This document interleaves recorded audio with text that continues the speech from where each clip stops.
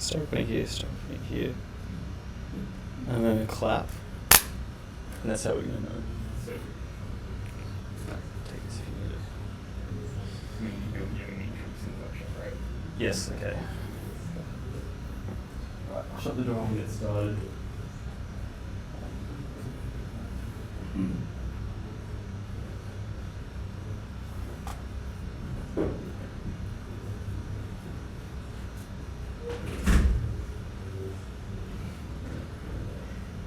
Alrighty guys, thank you for coming along. Welcome to our Intro to Binary Exploitation workshop. Courtesy of our amazing presenters, Abraham, Zach, Josh, Harry and Ash. Thank you very much. So yeah, today we're just going to do a quick intro to binary exploitation, cover some very basic techniques. And yeah, that's about it. Just a quick admin thing. Please don't leave immediately after it ends. We do need you to fill out attendance form. I've been quite responsible in not putting out the barcode for it before we started, but I will figure that out before we get through. So without further ado, we'll get started. Introduce Abraham. And your URL. There we go. Alright, sweet. So you know, if you want to leave on there's your URL. Sweet. Fill out our form and we can get monies. Cool. So we can bring local workshops to you. Maybe we'll just do that now. Is it? What's that? Okay, I've been informed that I should wait 30 seconds so that I can fill it out. Alright. So if you do it now, in fact, email it.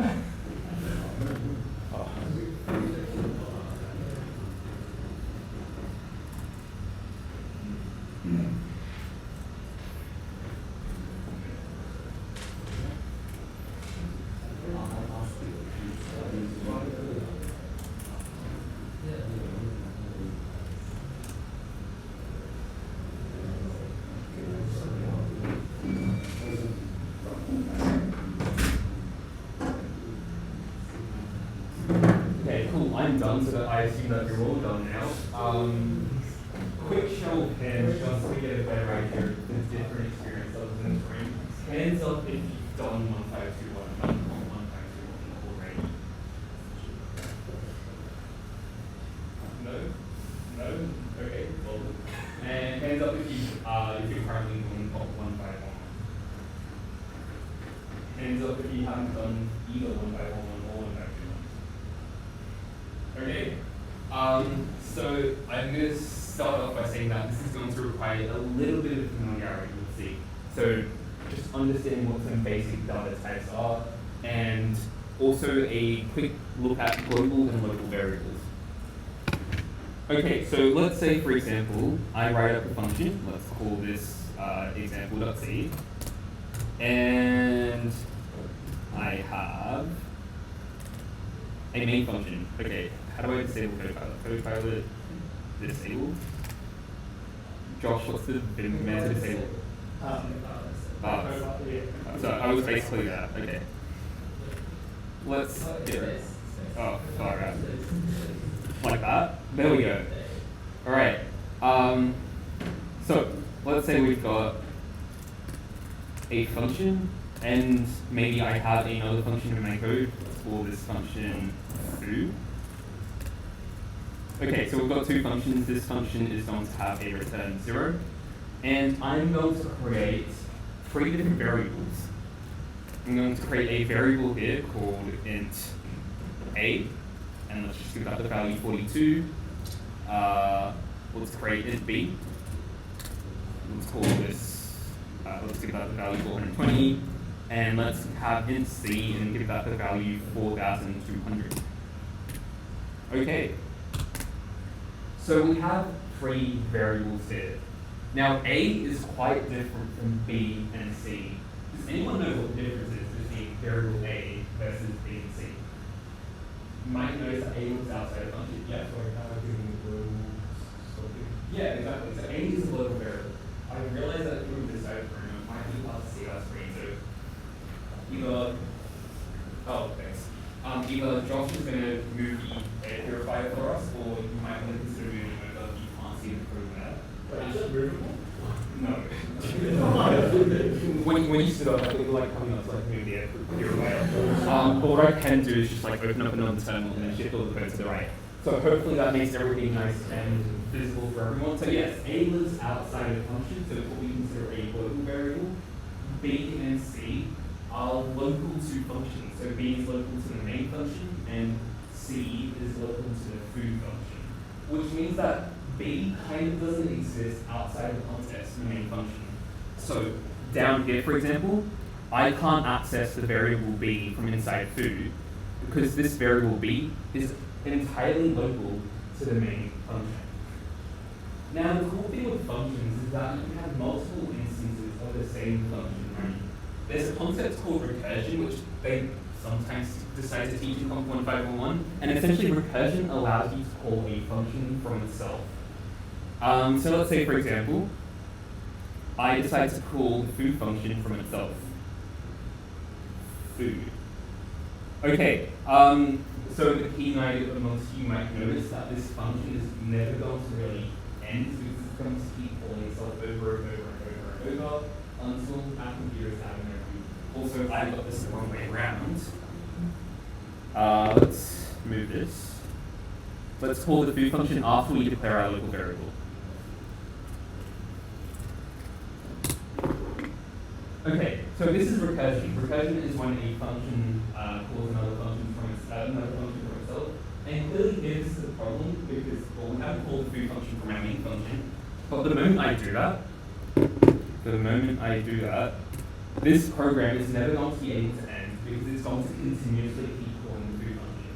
Now, there are ways that you can get around this by placing limits in our recursion. For example, if I only wanted this to recurse 5 times, I could add an integer parameter, int n, and I can say if n is less than or equal to 0,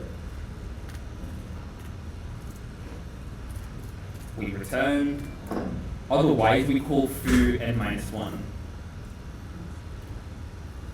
So what's going to happen here is I call foo5. Calls foo5 is going to check this condition.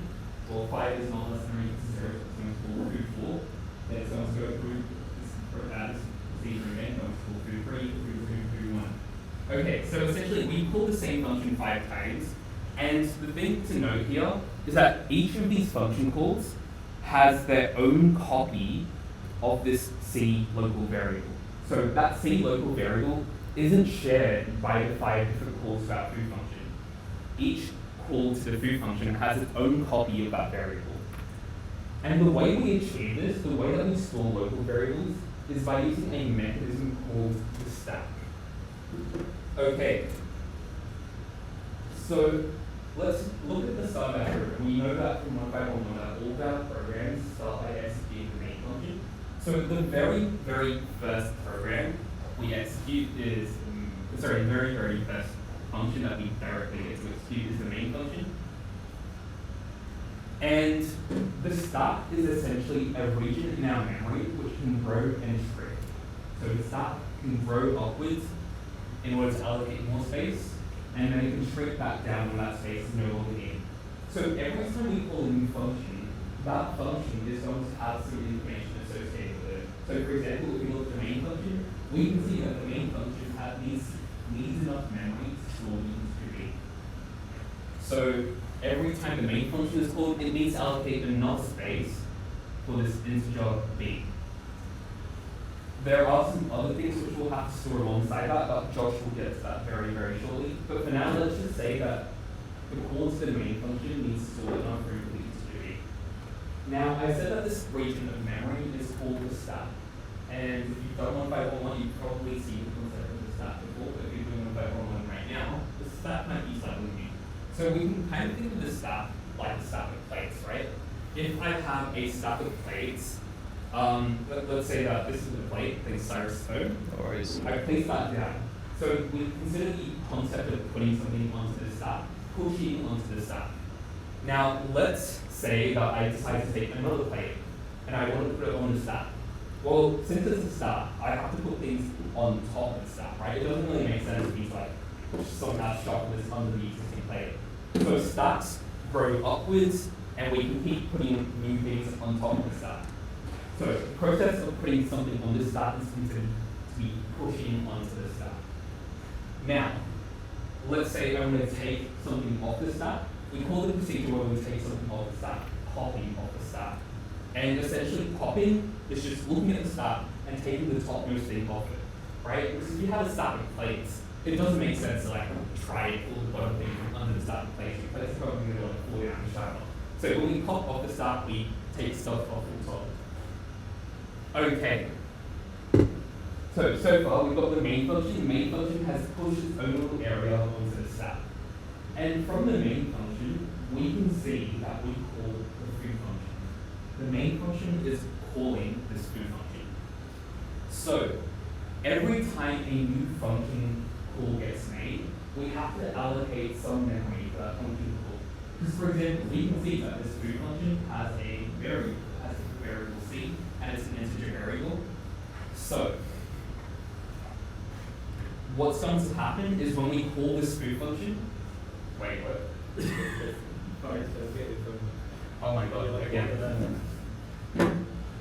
Okay, the reason I'm holding this is because we need voice recordings for people who couldn't make it, but yes, we make a call to the foo function with a parameter 5, and we can see that that call to the foo function is also going to need space for this integer variable in C.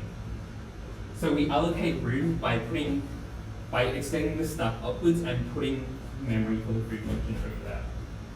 And if we look at the foo function, we can see that the call to foo 5 is going to call foo 4, 5-dimensional because it's 4. So when that function call gets made, the stack is going to continue to grow upwards. Foo 4. And that's going to have its own copy of the integer c. So the key takeaway is every time you call a new function, you allocate more memory on the stack, and that stack is going to grow upwards for each function call. So we're going to call foo 3, and that's going to get its own rectangle, then we're going to call foo 2, foo 1, foo 0, and so on. Now, eventually, all of these function calls are going to return. So once a function is done, once a function decides to return, I know that this is a void function, so we can't really see an explicit return, but we can add one here. Just add a return. Once a function is done, what it essentially does is it removes its area from the top of the stack. So foo 3 is going to finish first, so its area is going to disappear, then foo 4 is going to be done, then foo 5, and so on. So that's a very, very, very quick introduction to the stack. The stack is kind of this area where all the local variables for a function get stored in your computer's memory. And the stack grows upwards every time we call a new function, and it shrinks back down every time that a function returns. So what we're going to do now is we're going to look at an interesting example of a piece of code where you might be able to create some behavior which doesn't really make sense. So let's get rid of this example. Whoops. Perfect.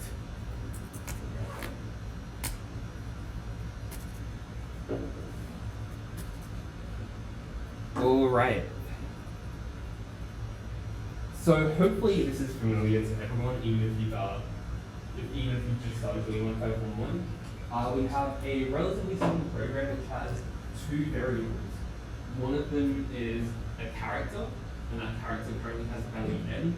And then we have an array with 8 bytes with 8 characters, and that array is called passive, and that array is uninitialized. So there is nothing in that array at the moment. It is all uninitialized memory. What we're going to do is we're going to use printf to ask the user to enter a password, and then we'll read in the password using scanf and sendf. Now, in 1.5.1, you're probably pretty used to having to scan interviews, right? So you might have to use scanf%d, or maybe you've had to read in a character using scanf%c. You've probably never seen scanf%d. You've probably seen printf%s to print out strings, but you've probably never seen scanf%s. And there is a very good reason for that. It turns out that doing this introduces massive, massive bugs into our programs. Okay, so let's see, we're scanning in a string, and we're going to store that string inside our character array. Once we've scanned that string, what we're going to do is we're going to go look at the value of the admin variable, and we're going to check if it's set to y. If we look at our code here so far, there is no reason why the admin variable should have a value other than n, right? None of this code changes the value of the admin variable. But what I'm about to demonstrate is going to show that you can actually change the value of this admin variable, all due to this single line of code.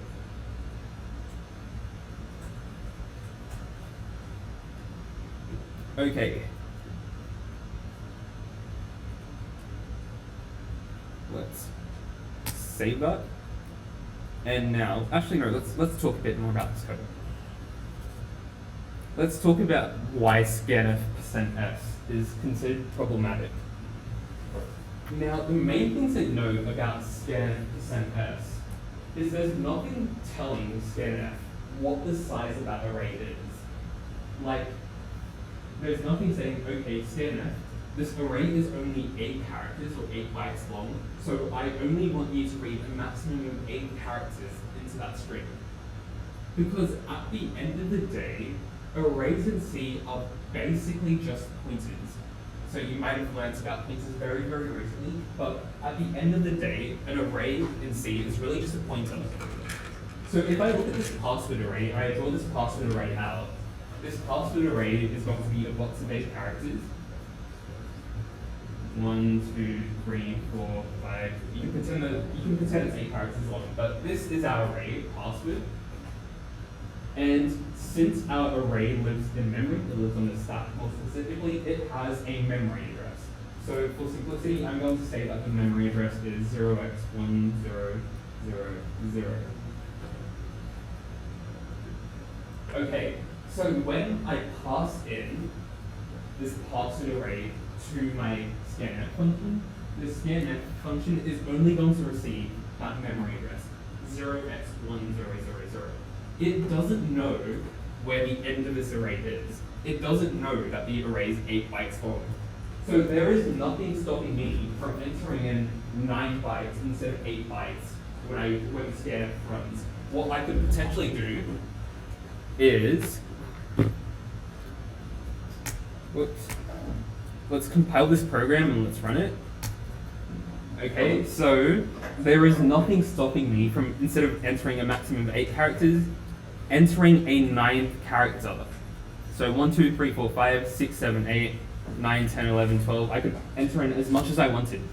And we can see that in this case we haven't changed the value of the admin variable to a y, but we've received an error. We've received a segmentation fault, and you might have seen a segmentation fault before, but essentially a segmentation fault occurs when you start writing to memory that you're not supposed to. What we can actually do here is use this opportunity to modify the value of the admin variable.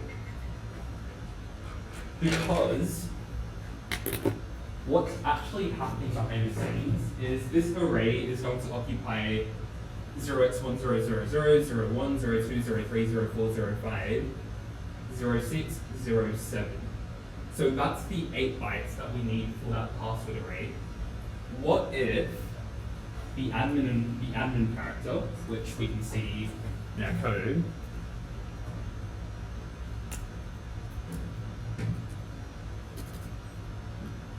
what if our compiler decides to put the admin character down here at 0x1009?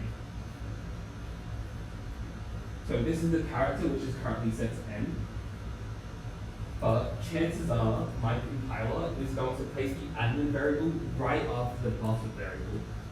And the reason this happens is because the stack grows upwards, which means that even though I've declared password over here after admin, since the stack grows upwards, anything new that we add on has a lower memory address.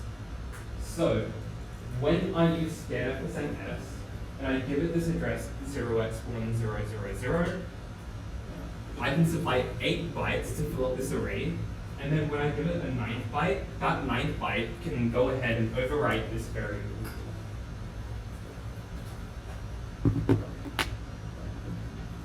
Alright, so what I'm going to do is I'm going to run this program again, and I'm going to enter in 8 random A's just to fill up the array. So the array is now filled up with 8 A's. And now, if I enter in the letter Y, that lowercase y is going to go ahead and overwrite this letter. And by overwriting the value of that variable from an n to a y, we've now passed the admin check. We've made ourselves an admin in this program, even though, from looking at the code, like, there is nothing there which should be changing the value of the admin variable, but we've still found a way to do that. So, this is the problem that gets introduced by using scanf%s. It allows us to write more memory than we should be able to. It allows us to write some more memory than we should be able to. And that leads to some pretty bad vulnerabilities where you can make programs do things that they're not supposed to. So let's go through this one more time, but on a spreadsheet. Okay, so we have the password variable, which is the password array, which is going to take up 8 bytes. And then we've got the admin variable, which is really just going to take up this single byte over here. So at the moment, the admin variable starts off as the character n. And this is just a view of my stack, right? So we've got to remember that your computer's memory lives in RAM. Everything in RAM has a memory address. And we can think of the memory address as an index into a huge array. So your computer's memory is really just a massive array which we divide up into different sections depending on how we want to use them. It is a lot harder to present and make the answer while holding a phone. Okay, so we've got the letter n in this box. Now, when I run scanf%s, it's going to start overwriting from this box. So A, so if I enter in the letter A, that becomes an A, that becomes an A, that becomes an A, that becomes an A, and so on. And by entering the letter Y, I've overridden this box to change it from an N to a Y, thus passing the password check. So do we have any questions about what happens right there? Do we have any questions on how we just magically overwrite the variable? I'm going to do one more thing to hopefully make this very, very clear. I'm going to print out the memory addresses of these two variables. So let's print out the memory address of the admin variable. Remember that memory addresses are really just pointers. So we can use %p and give it the admin variable. So address of admin is that. And address of password is that. Probably want some new lines.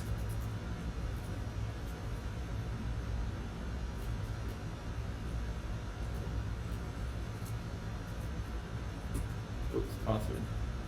There we go. So let's run this one more time.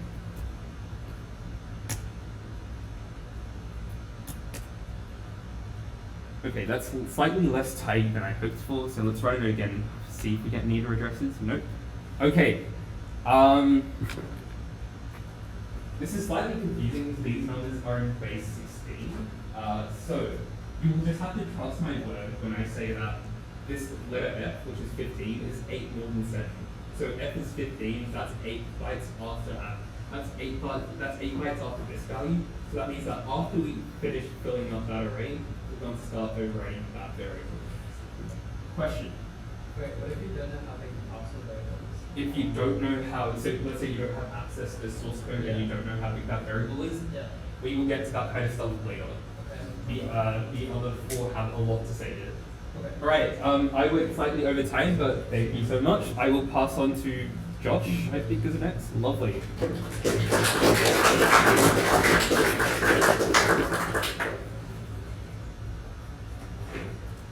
All right, we'll just have a few minutes, or just a quick second to set up and switch over the stream for the recording. Share screen.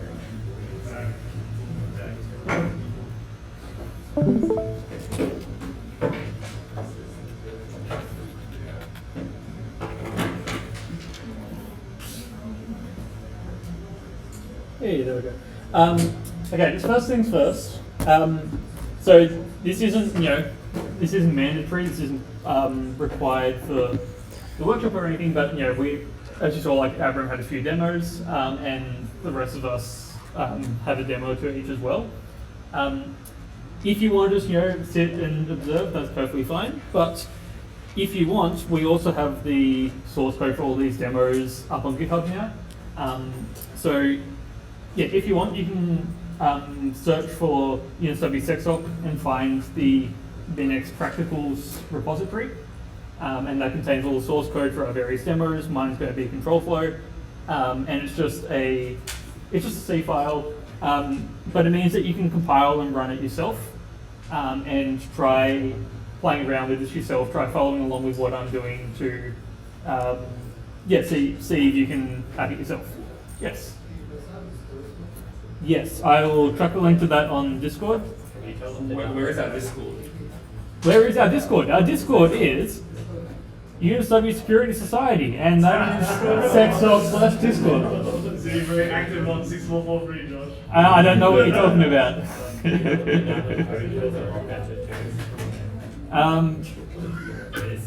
Alright, the link to GitHub is on our Discord, and the link to the Discord is on the whiteboard. But yes, so if it's something you feel comfortable doing, I find doing these kinds of things yourself really helps cement the process in of how everything works. But feel free to just listen along. The other thing is, if you run this stuff on Windows, you may or may not have weird issues that we can't really be bothered helping with. If you have access to a Linux VM of some kind, then that's great. If not, at least my demo, I don't know about other people's, but my demo can be done all on the CC servers. So if you just want to go into VLab or something, you can run all the code and all the tools are already on VLab. Okay, so what am I actually talking about? Control flow. So we saw Abram's demos. They're pretty cool, right? You can override different bits of memory. You can change the values of things that you're not really supposed to change. But that can be, it can be a bit hard to see in how many different situations that would be super practical. Like, sure, in this case, you could overwrite some other variables, and there were some important conditions that depend on those variables, but that it seems to be fairly limited in what you can actually do with that. But people talk about buffer overflows as being this super powerful thing.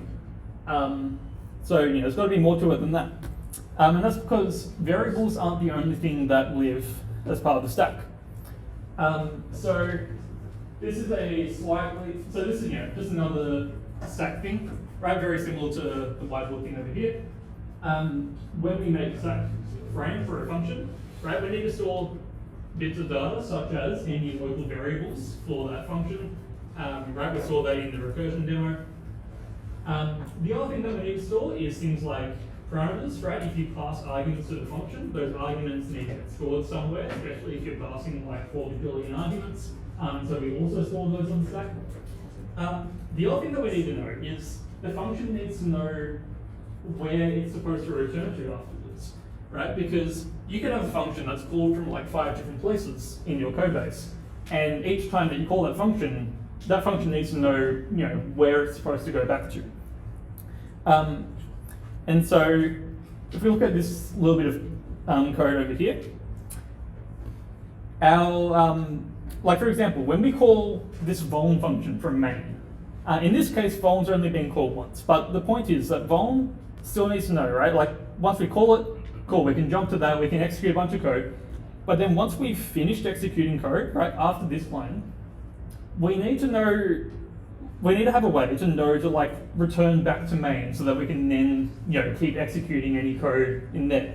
And similarly, if vuln was called from over here as well, then it would need to know it need to have a way to distinguish should I jump back to the win function after I finish, or should I jump back to the main function after I finish? And so the way that we tell functions where to return to is we also put that information on the stack. And so let's say that in this green function here that we had a buffer overflow, right? And let's say like, buffer overflow started around here. Sure, if we have buffer overflow, we could overwrite any variables that happens to be stored after this. We wouldn't be able to write anything that happened before, right? Like if our buffer started halfway through the local section, then any variables that were stored beforehand we can't really touch, not with the buffer overflow, because we can only keep writing down this way. But anything stored afterwards, we can do that. But then the other thing is, once we stop overwriting any local variables, we can just keep going, right? This is all memory. There's nothing fundamentally different about this section compared to this section compared to this section. So we can just keep going and we can overwrite the return address, right? What that means is we now get to decide where the program goes next. And so that is much more powerful because, you can execute basically any other function. You can choose to jump halfway into another function. You have a lot more power, right? So if we had a buffer overflow like this, we can give it a whole bunch of A's, overwrite all the other poor variables in the function, and then when that function finishes executing, assuming it didn't crash before it finished, it would try to return to the address beep, beep, beep, beep, beep, beep, beep, beep, beep, beep, beep, beep, and probably crash. But the point is we now have complete control over where the function goes. Oh, yes, Abram. Josh, I've just done 151 and I know that all my variables in my program have a memory address, but I didn't know that my code also has memory addresses as well. Yes, your code also has memory addresses, and we will see that shortly. So, yes, right, all of your code needs to be stored somewhere because we need to be able to find the code in order to execute it. And so your actual code is actually going to have memory addresses. That's going to be there are lots of different sections of memory, right? There's a code section, also known as a text section, which is where all the code goes. And then there's things like a different section for global variables because they need to be separate from things. And then we have the stack, which is where all this stuff is. But yes, we can put the address of different functions in there, and we can jump around to different bits of code. So, what's happening here is, right, we have a main function. I don't know what happened there, but point is, we have a main function. All it does is call this function called von. And all von does is asks us for a name, reads in some input with scanf%s. I wonder where we've seen that before.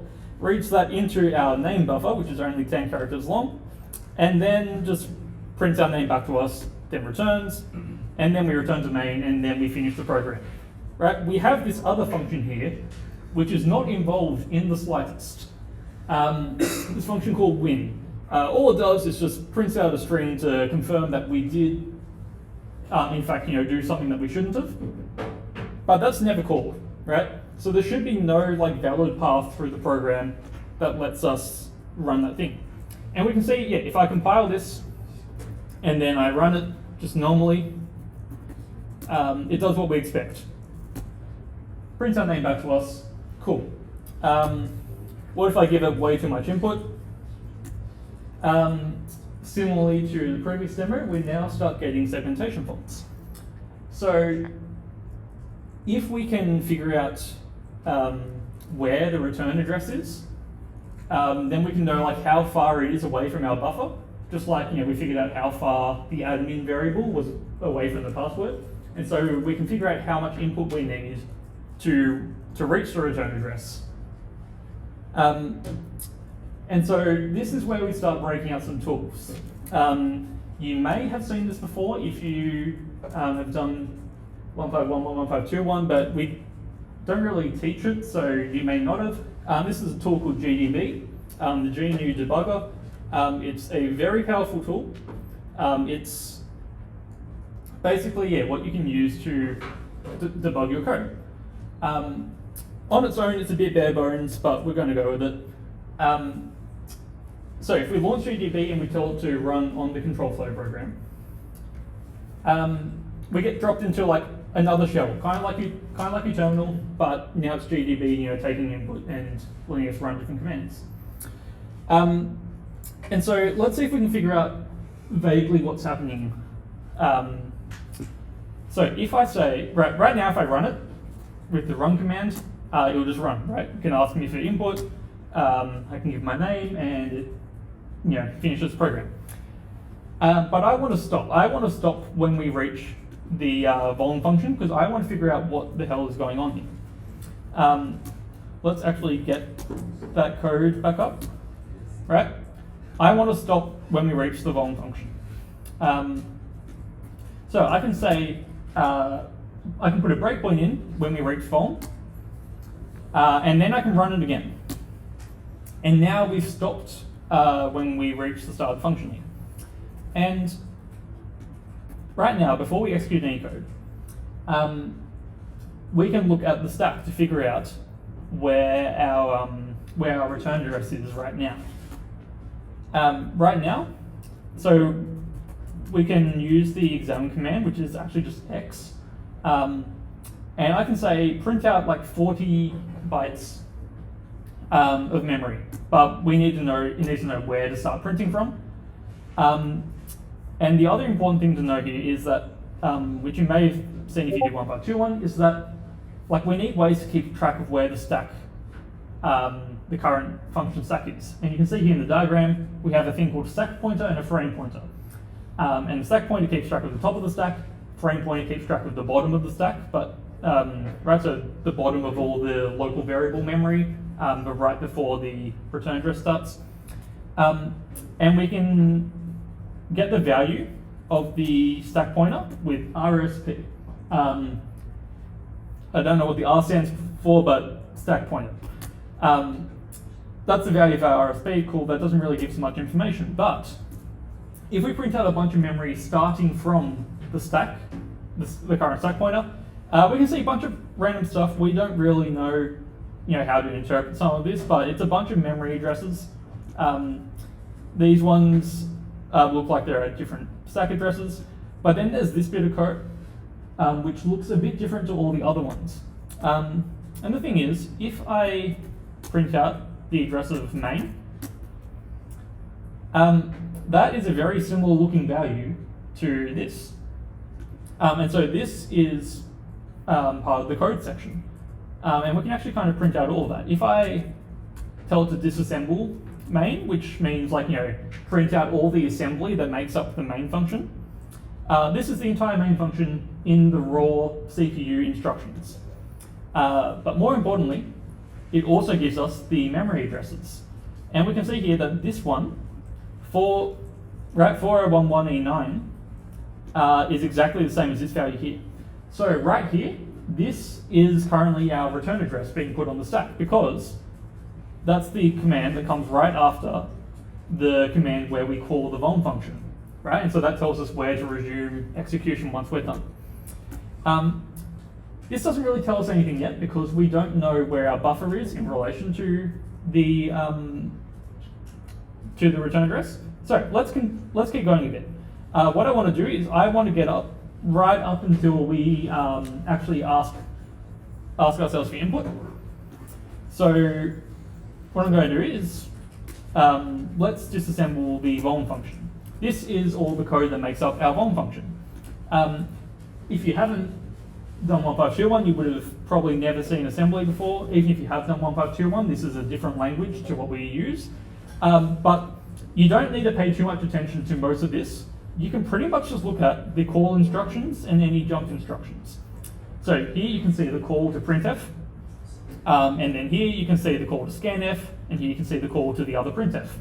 Right? So what we want to do is just go right up to the scanf. So I can do ni to go to the next instruction, but I also want to see where we've moved up to. This is getting a bit repetitive, right? I'm going back and forth between different commands. You can also, this is a side note, but in GDB, you can define functions. You can make your own custom function called and this is going to make up 2 instructions. I go next instruction and then automatically print out where we're up to in vol, and then end to finish the function. And now if I run that, it's going to automatically step forward and also print out a marker keeping track of where we are in the function. And you can hit enter just to repeat. Okay, so we're just about to call the scanf command. And so now that we've kind of set up the function properly and we're about to enter our input, let's take a quick look at what the stack looks like right now. Right, so we will print out 40 bytes starting from the stack pointer. And you can see not much has changed. It's changed a little bit. We added some more bytes up here, but our return address is still over here, right? That's the thing with 401.1E9. And now if we go to the next instruction, it's going to ask us for input. Let's give some input. Let's give a bunch of capital B's, and that will appear in our data as OX42. Let's give it 8. We don't want to crash the program yet. So if we do that, now we've done that, we can look at our stack again. Okay, so here is where our B's started. We started from here, and then we continue. And so the point is, we now know where our input starts, and we know where the return address is. So we could then do some maths to figure out how many characters we need to overwrite all this stuff and reach the return address. We could do that, but that's kind of annoying maths. 1, 2, 6, 10, 14, 18, something like that. That's one method, right? As you can see, that's pretty slow, boring, and annoying if you have big functions with lots of stuff that you're doing. But now that we've done it properly, let's look at the easy method. We can use something called a cyclic pattern. All that is it's a pattern that doesn't repeat, at least not for a long time. And so we can see some examples of cyclic patterns here. Here is a cyclic pattern that goes AAA, and then BAA, and CAA, DAA, so on. And if you have any 4-character sequence, because it doesn't repeat for ages, you can figure out exactly where it appears in the pattern. What does that mean for us? That means that if we give it a cyclic pattern, right, here's a different one, capital A, lowercase a0, capital A, lowercase a1, and so on. If we give it one of these, and then we figure out what address it's trying to jump to at the end, we can then look that back up to figure out where the return address was overridden in our input. So YMask is a way that you could get a cyclic pattern, but for a flow pattern generator. By default, it'll give us a length of 200, right? And this is the same pattern I've got over here. If we feed this into the program, let's see what happens. So let's run it again, but I'm going to use the less than sign to give it some input, and the input is going to come from my file where I stored this pattern. Let's run this again. We'll start from the beginning. We've got our breakpoint in Vuln. Let's just continue and let it crash. Okay, we've now crashed. Let's see where we are. So we crashed right at the end of the function when we tried to load and jump to an address that doesn't exist. So let's look at what is currently at the top of our stack, because at the top of our stack right now would be the return address. From the stack. If we take this value and we try to chuck that into the lookup thing, let's fix that a bit. That is not happy with us. I think I need to put it the other way around. So we take this one first, and then we take this one. All right. offset of 22. So if we give 22 characters, then the next characters that we provide will start to control the return address. So let's chuck those into our input. I'm going to just chuck that into a different file called input, and this file is going to be where this file is going to be where I start creating my input to try and take over the program. And so right now, let's also try just to see if what we're doing is correct. I'm also going to append 4 Bs and 4 Cs to the input. Right, this is what our input looks like currently. And if we run this again, what we should see is that we try to jump to a bunch of 4 2s and a bunch of 4 3s. Start it again, continue once we hit the breakpoint, and then we print out the stack. You're there.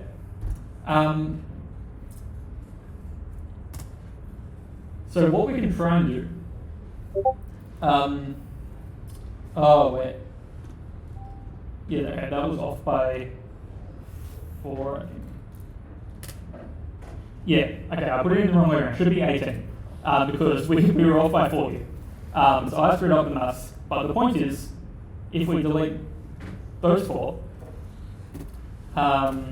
we run that again, start from the beginning, and then we look at our thing. Yeah, cool.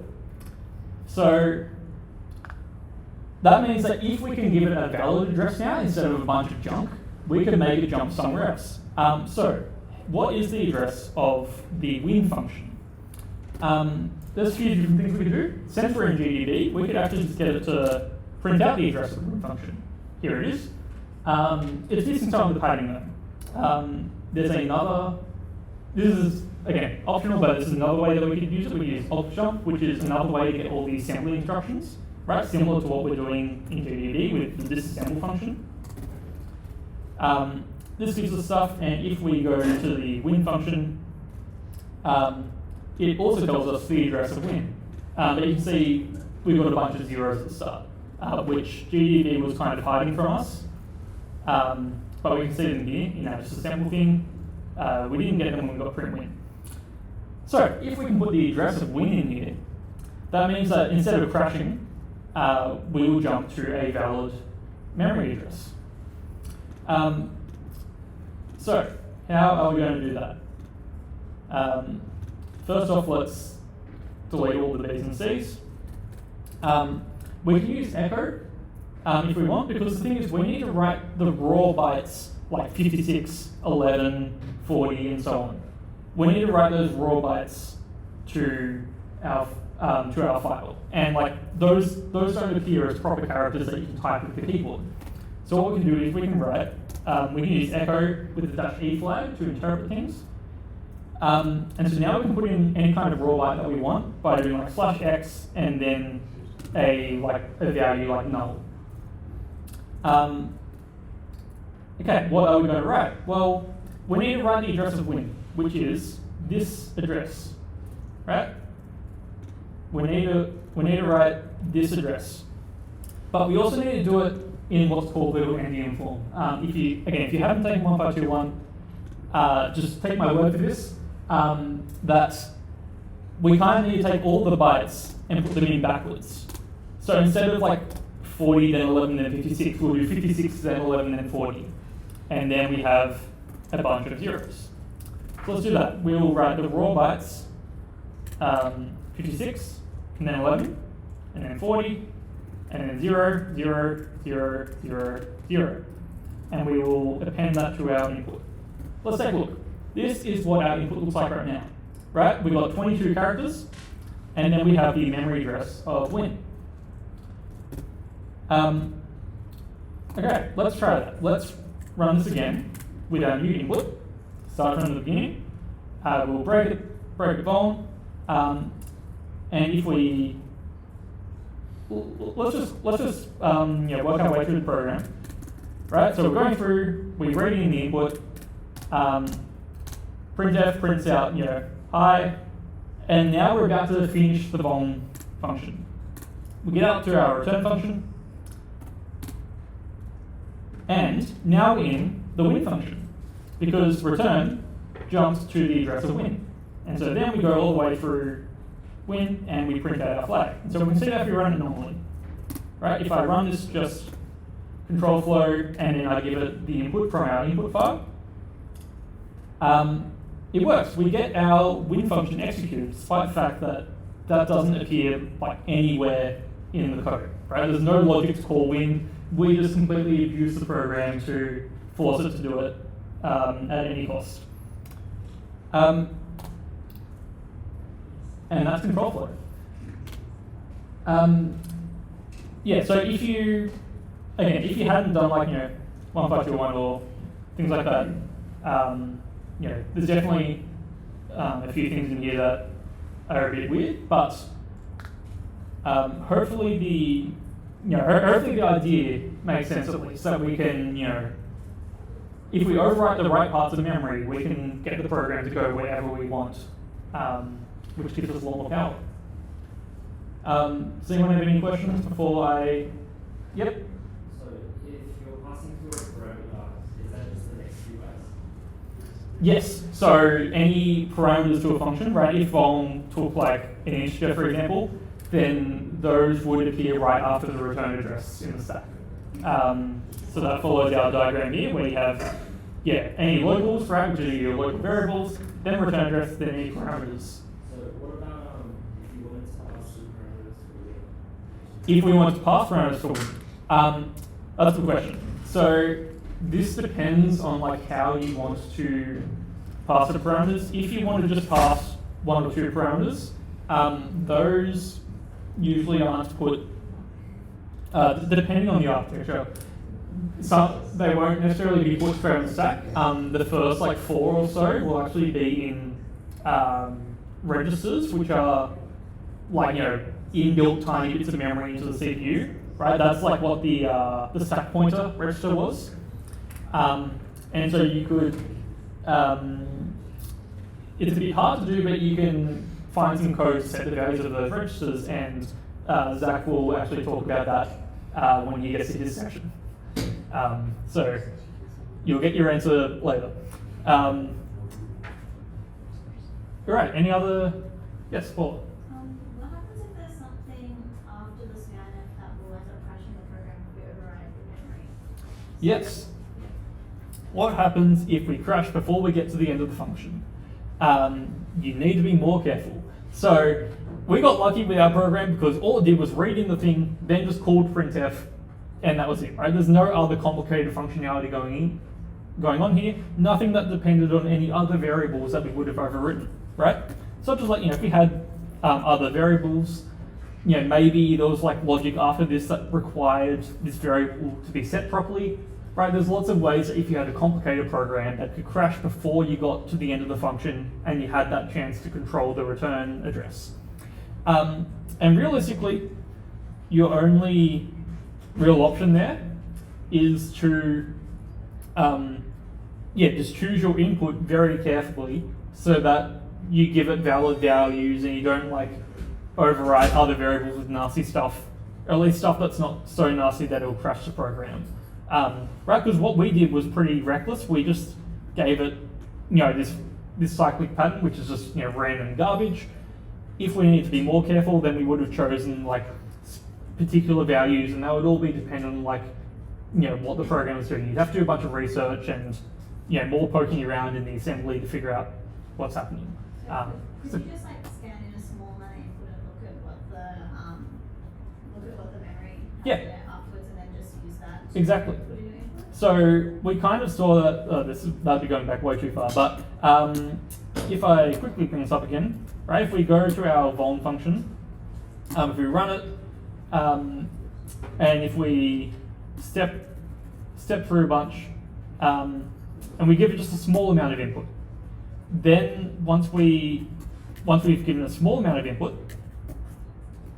I mistyped, we can look at the stack. And then we can like, examine what things look like when we've given it a normal amount of input, right? So our input only went from here to here. So we haven't overwritten anything that we shouldn't have yet. And so then we can like take a look at, what values are here normally. And then that way, if our program's crashing, we can try to kind of keep these values intact and only overwrite the return address. But yeah, you need to be very careful with that. Cool. Anything else? Yes. How does this cyclic pattern work to like get the Like to figure out where it appears. Yeah. Maths, I don't know.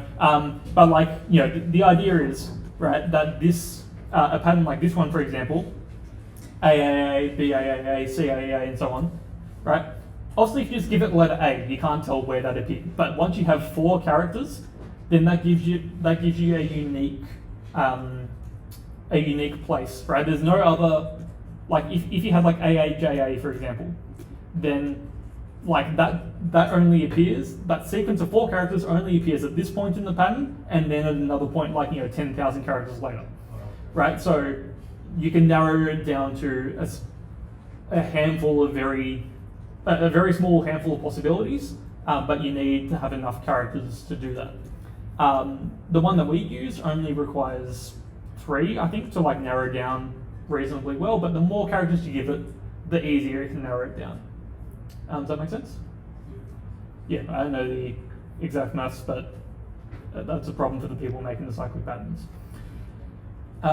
Cool. Anything else?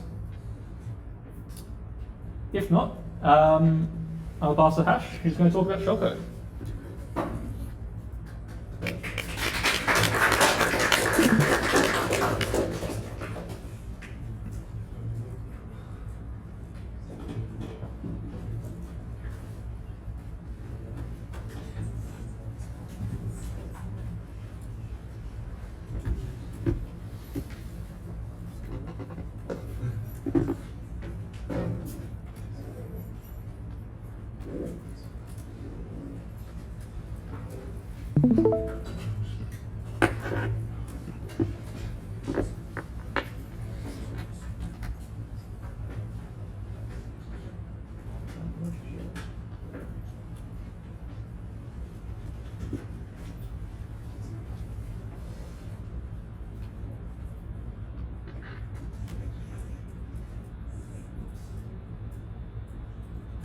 Hey guys, my name's Hash, and today I'm going to talk about shellcode.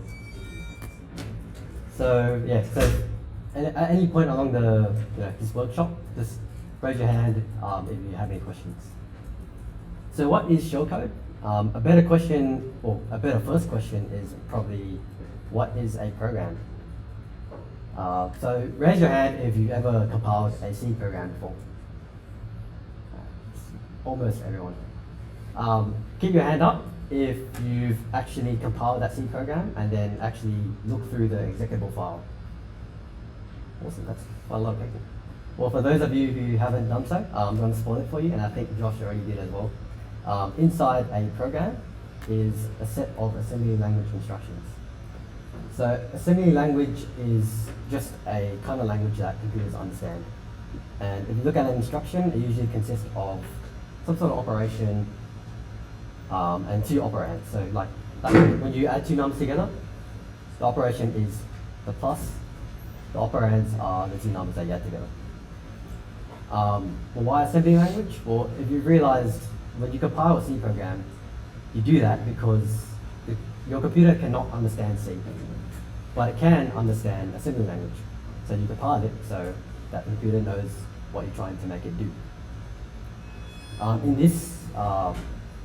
In this workshop, I'm just going to be using a particular type of assembly language called Intel x86 assembly language, just because it's what most computers use nowadays. Cool. So assembly language instructions, what are they made up of? Well, just like almost everything else in computing, they are made up of bytes, or a set of 8 zeros and 1s. Okay, so let's return to our original question, which is, what is shellcode? Well, shellcode is just a set of assembly instructions that you can inject into a running program. into the running program's input, and in the end, you exploit the program. Now this is all quite abstract, so I'm just going to show you a demo so that you can understand shellcode a bit better. If you are following along the demo, whether you're watching it live or in the recording, just follow these, or just install these tools, just because my demo requires them. Alright, cool. Alright, so I have a program called Runner, and let's see what it does. Right. Yeah. Cool. Is that big enough or? Yes. Okay. Okay, so they asked for exactly 512 bytes of machine code. And if you've seen this before, it's from a tutor called Lachlan, so I stole it off him. So thank you, Lachlan. And yeah, so all it does is it takes our shellcode and runs it. So relatively simple.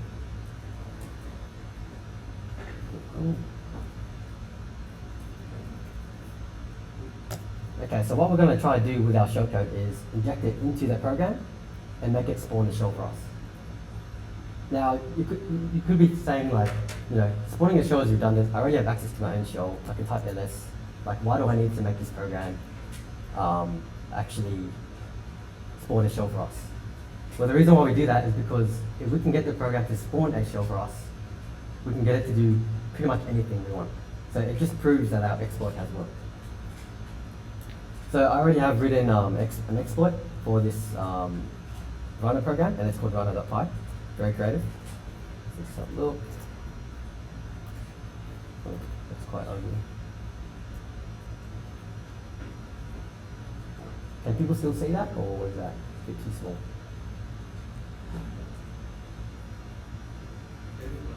One bigger. Okay. Just more.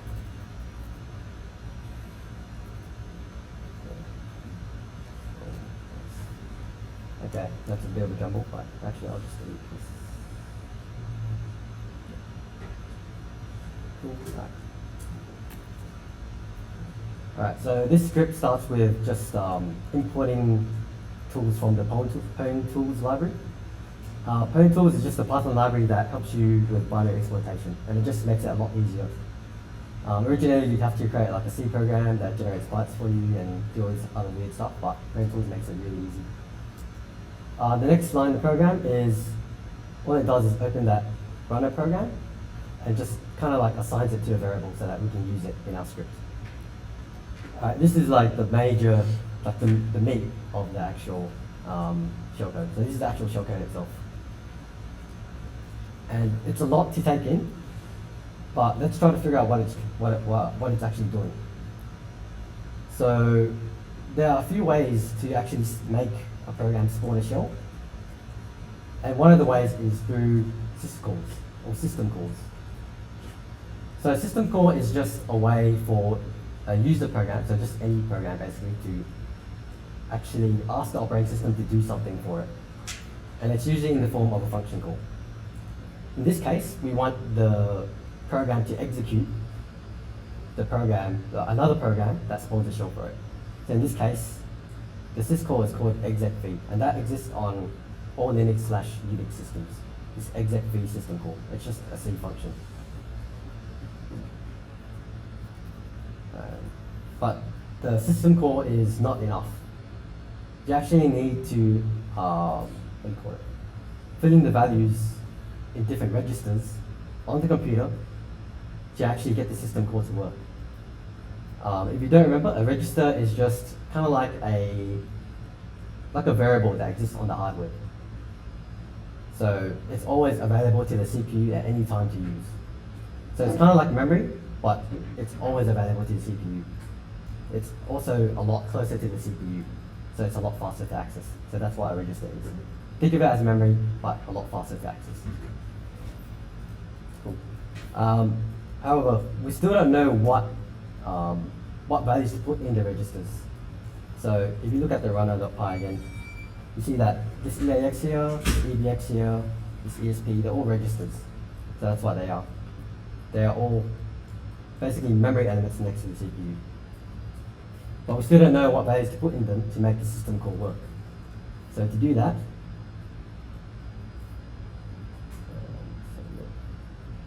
you know what? Oh, yeah, this is straight. Okay, one sec.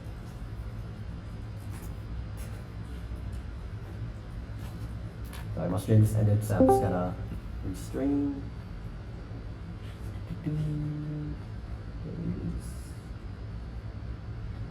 Share screen.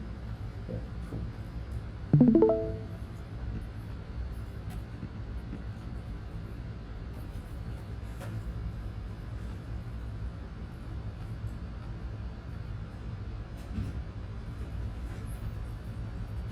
Alright, cool. So here's a syscall reference guide. It just tells us exactly what to put in each register in order to make the system call work. The system call that we want to, oh, it's not working. Oh, okay. They keep telling me. Can you see it now? Yeah. Alright, cool. Alright, the system call that we want to make work is called execv, and we want to put these values in the registers. So in the EAX register, we want to put a value of 11 or hex value of B, same thing.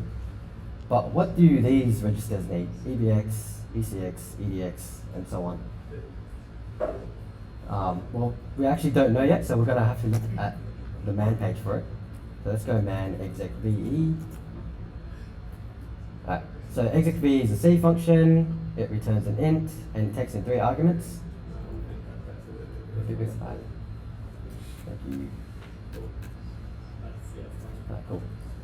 It takes in 3 arguments, it takes in a path name, it takes in some sort of arguments and some sort of environment variables. For this example, you don't need to know what argv is and nfp is. All you need to know is what the path name is. In this case, register EBX corresponds with the path name, register ECX corresponds with this argv variable here, and EDX corresponds with nfp. So that's it. Going back to the slides.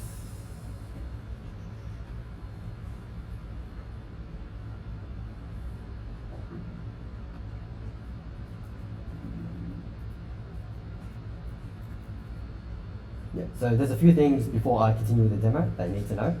I think Josh already mentioned, but there's an ESP. He had RSP register, so same thing for the purposes of this workshop. ESP register is just a stack pointer. It points to the top or the bottom of the stack. It depends on how you look at the stack. In this workshop, I'm going to actually say the top of the stack is the bottom, so it's going to be a little bit confusing. But everything else, the principles remain the same. And if you don't remember, a stack is just a data structure that exists in memory that helps with storing variables for functions to use. The program that we want to execute is called /bin/sh, or I'm going to call it bin shell. And what that does is actually execute another shell. So I'm just going to actually write bin shell here. Let's see what happens. Okay, look, it looks like I have access to another shell. And that's basically what it does. And we want execv, the system call, to execute this path name here, so that we can get that runner program to open a shell for us. So that's what we're going to do. Alright, so now let's go to this one. Yeah. Cool. Alright, so this is our shell code, and it just consists of assembly instructions. And now we're going to actually go through what it's doing. So all assembly instructions do is change the register values and change the stack. That's all it does. A computer is pretty stupid. It only knows how to do those things. So the first instruction is move 0 into the EAX register. So right now, all the registers don't have anything in them, or maybe they do, but for the purposes of this program, we just say it doesn't have anything at the moment. So move 0 into the EAX register. Right? So now EAX contains 0. Next is push the value of EAX onto the stack. So we're just going to push it onto the stack, And as you can see, the ESP, that stack pointer is updated. And now it contains the value, well, it points to the top of the stack, which contains the value 0. Next up, we're going to be pushing this weird hex number. And all that is the ASCII encoding of this show substring here. And that's the end of that bin show string that we saw earlier. So I'm just going to be pushing that onto the stack. So there it is there. And as you can see, the stack pointer automatically updates to point to the supposed top of the stack. Next up, we're going to be pushing the first part of that bin show string, which is /bin, and we're going to be pushing it via its ASCII encoding. So we're just going to be doing that, pushing it to the top of the stack. Next up, we're going to be moving whatever is contained in the stack pointer into the register EBX. So right now, the stack pointer is pointing to the bin show string, and that's null terminated. So what you'll get is in the EBX register, it contains the address, and I'm just using an ampersand symbol here to denote an address, but it contains the address of this bin show string here, and that's null terminated, as you can see. And yeah, strings in C and in programming in general, they end with null terminator. Next up, we're going to be pushing EAX onto the stack. So EAX currently contains 0, we're just going to be pushing that onto the stack. And as you can see, ESP is also updated again. Next up, we're going to be moving whatever is contained in ESP, and we're going to be putting it into the EDX register. So ESP currently is pointing to a 0 value. So an equivalent name for that is a null pointer. So ESP contains a null pointer, and EDX is going to have that value copied over. So there you go. It contains this value here, which is like a pointer to a 0 value, so a null pointer. Next up, we're going to be pushing EBX onto the stack. So EBX is this, and this is just going to be on the stack. So the address of the bin show string. Almost done here. So the next part is copying the ESP, whatever's in ESP, into ECX. Now ESP is actually an address of a pointer to the bin show string, so it's like a double layered pointer. So it's like it's a double pointer basically, and that's going to be copied over to ECX. Now the reason why we do all this weird stuff with argv and envp is because the syscall won't understand what's actually happening if we don't set up these values properly. But for the purposes of this workshop, we only really care about the program that we want to execute, which is bin show. Almost at the end here, we're going to be moving the value 11, or hexadecimal B, into EAX. So then you have EAX used to be 0, now it's B because we've executed this instruction. And now it looks like our 4 registers that we saw in the syscall reference, EAX, EBX, ECX, EDX, all contain the right values. And now we can tell the CPU to run the syscall. And to do that, we run this weird command here that says, it's called int for interrupt, and basically it tries to interrupt the CPU to try to run the syscall. Like, it basically asks the CPU to, hey, run execv with a value of bin show. So that's what happens. This final line, this is just boilerplate code, so don't worry about that. But here is where we send all this shell code in the form of bytes into the program called runner. So all that does is just send those bytes into the input of runner, and if you remember, runner just takes an input and runs it. So, let's see. Oops. So if that is correct. So let's recap. So runner, all it does is ask for bytes and runs it. And if we run our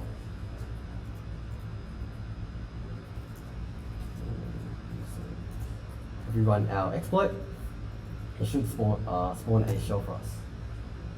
Okay, cool. So we have a new prompt here. Looks like the program was run. Let's see if it works. I'm just type in ls. Okay, cool. So we've actually spawned a shell. We've actually replaced the original program, which asked for input, and we've replaced it with another shell. So let's actually see what the name of the shell is. It's bin shell with an extra /, and that's what we put in here. Bin shell, and there's an extra / there. So there you go. That's it. That's basic shell code. There's a lot more to it. If you want to exploit shell code, usually you have to start with some sort of buffer overflow or something else. But yeah, that's it. Shell code.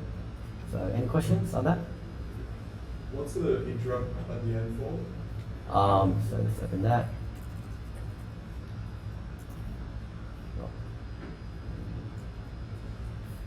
So when you set up the registers like this, you still haven't told the CPU that you want to execute a syscall yet. You've just set up the registers.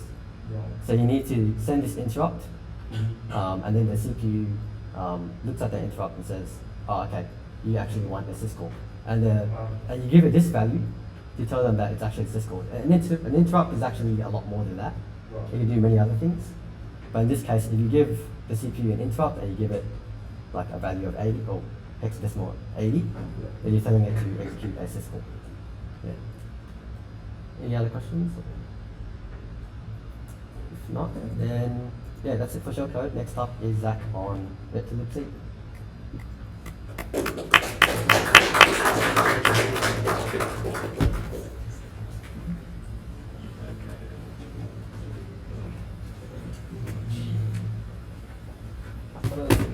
So let's see if the X render is going to be needed or not.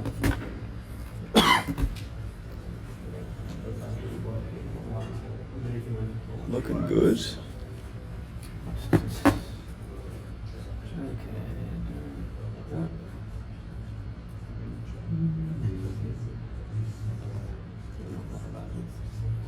You need me to screen share the call, right? Yep. There is no call, but It should be in the. Oh, is it not? that's no call. Wait, what the heck? Don't call me directly.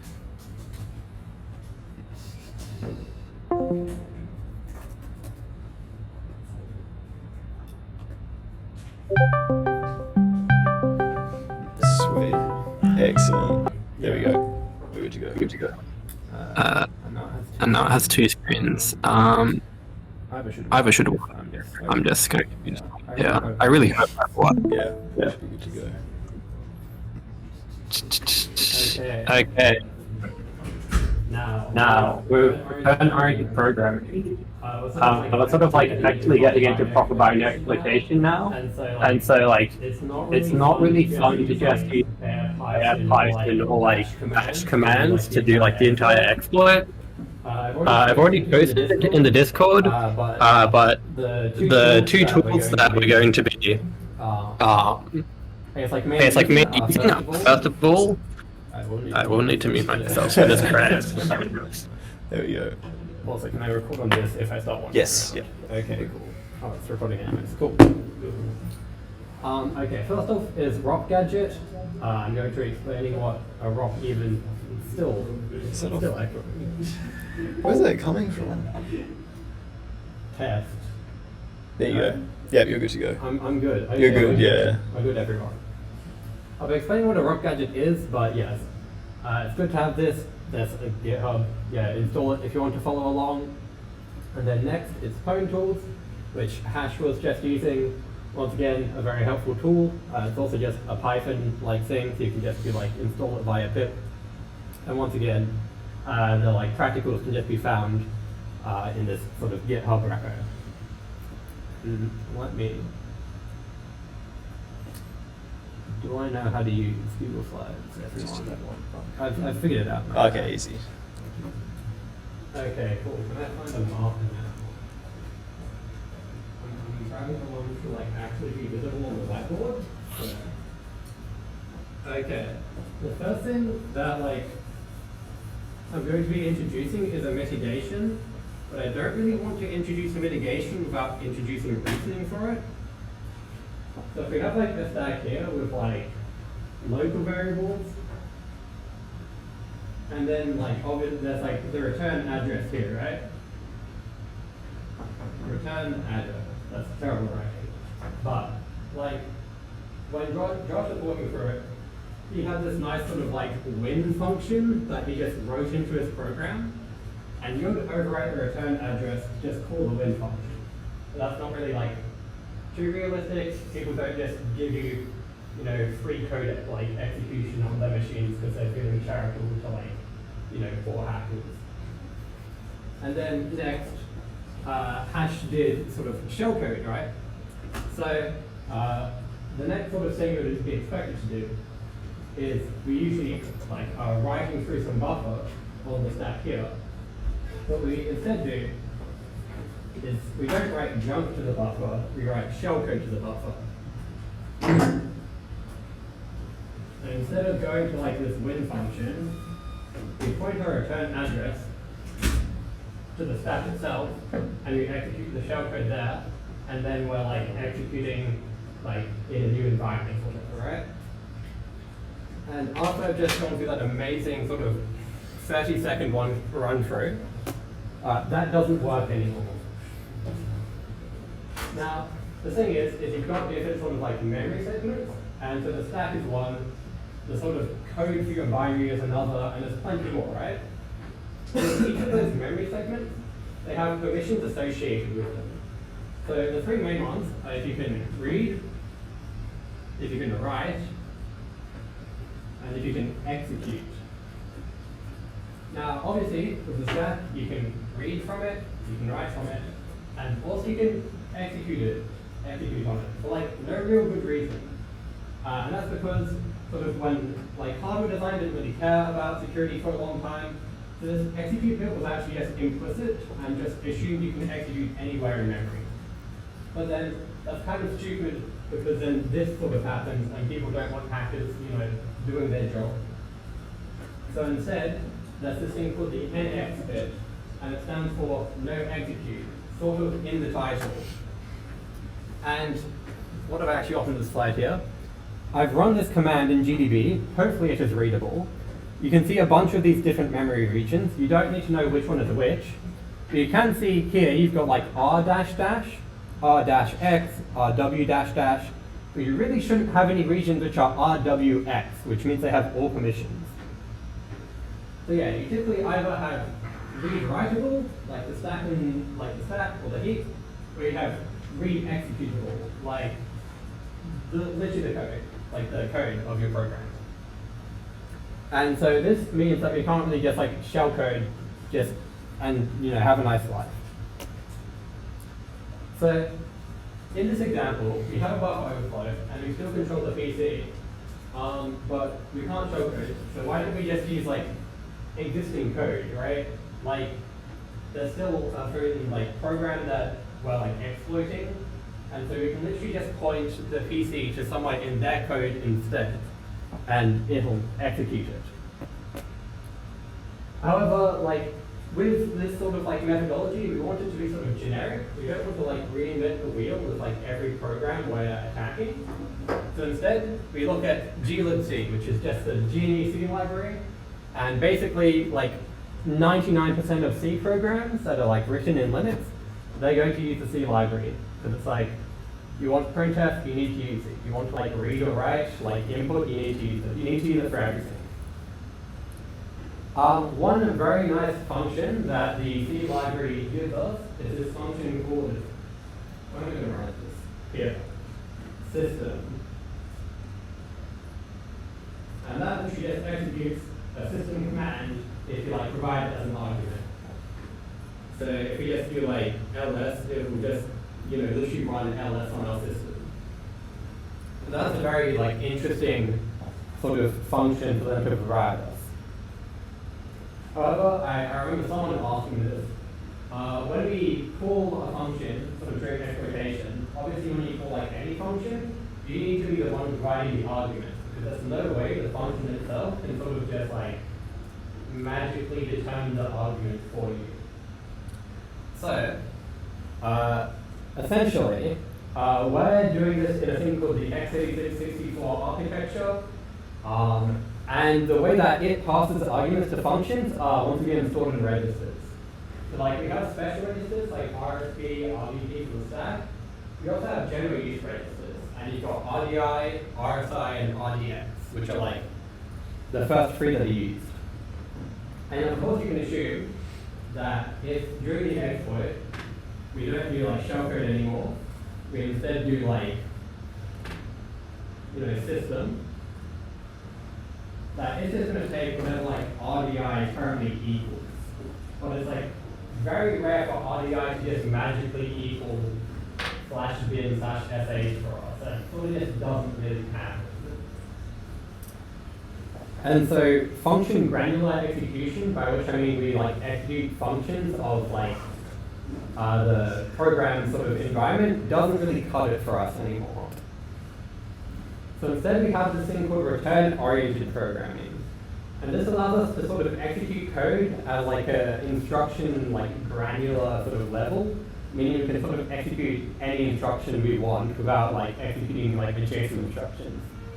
As opposed to if we executed a function, we would have to execute all the instructions inside that function. Now, okay, back to my one diagram. So, if you remember with like the stack and stuff, the very basic thing you do with it, you push onto it and you pop out of it. And so a valid assembly instruction is just pop RDI ret. And you're going to like ignore this for like 10 seconds. So this sort of fragment of code is just going to be lying somewhere in like libc, right? Just randomly. It's being used for actual code, and that's the code that's generated. So this is some line code. So we point the return address here, and then since it's popping into RDI, we just put like some random value next onto the stack, right? And then RDI will now have that value. And so we can just point this to the like address of /bin/sh, and now RDI will have /bin/sh in it. And finally erase this one.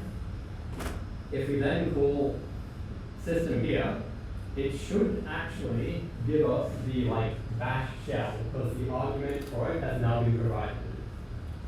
At this point, which I forget what my slides now have in it. Oh, cool. Yeah, you just see a diagram there with the return address and literally pop RDI ret, and it pops bash into RDI.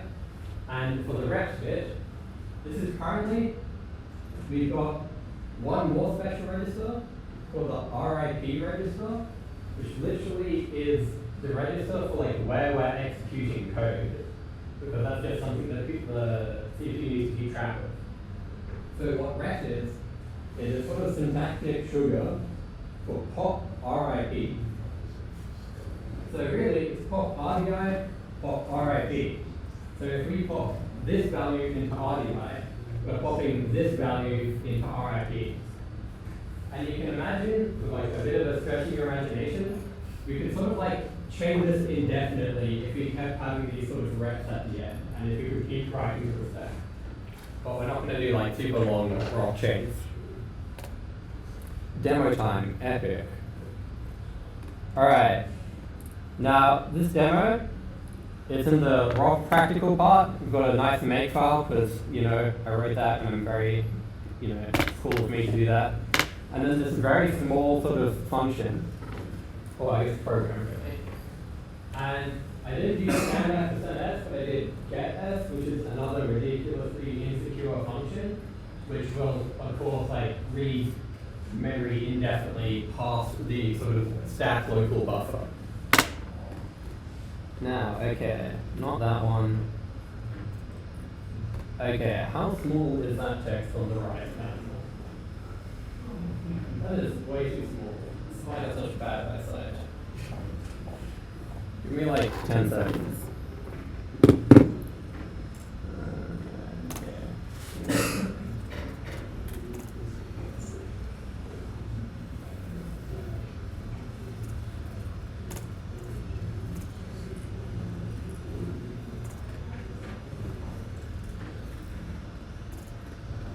Okay. Well, now the text looks like super terrible, but at least it should be readable. Question mark? Real? Question mark? Real? Tell me, is that readable?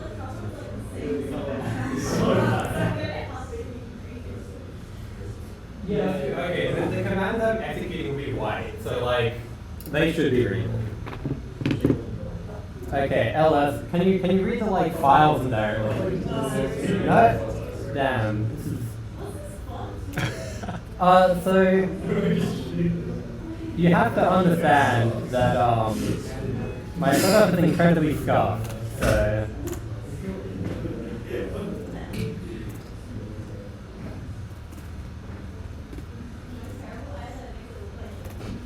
okay, look, is that good? It's an iterative process. Yeah? Yay, nay? That's okay, that's like kind of an odd. Okay, run make, get a bunch of terrible warnings about the code I've just written. And we're going to sort of run disassemble main. Oh god, that looks terrible. Alright. So, first things first is like figuring out the offset of the stack local buffer from the like special data we want to override. Now, essentially, you've got this thing called getS, which is the function taking input, and whatever is in RDI is like the buffer that we're like targeting. So what's in RDI is this thing called R, which is just RBP minus like 64 bytes, which I'm just going to tell you that is our sort of local buffer. And now I'm going to start coding up the exploit and really hope that it works. And then just at any point, if you have any questions, just like raise your hand and ask me, because I feel like this is the main part of the prac. So like first off, we're going to just create a process grabbing the ROP sort of binary. And then next off, we're going to do like, I don't know, import, hopefully that's not the keyword. And then, okay, we do, 64 bytes, which would just be on the local stack. We don't really care about it. Next, we have to magically add another 8 bytes to overwrite some more like special metadata needed for the stack that we don't care when we're exploiting. And then I'm going to do plus equal p64 prdi. Now, prdi is going to be the address of the pop RDI rect gadget. So I'm just going to type that here. And we need to figure out like where the heck that is located. So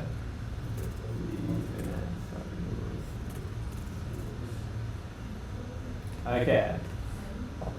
I've forgotten one thing which I will quickly just mention, but because of how we're doing things, there's a bunch of other protections, not just the NX bit. And we need to disable one of them for our like exploits to even like start to work. So you run this command, which is writing into some terrible /proc sort of interface. And that should just disable this nasty but effective protection that's happening.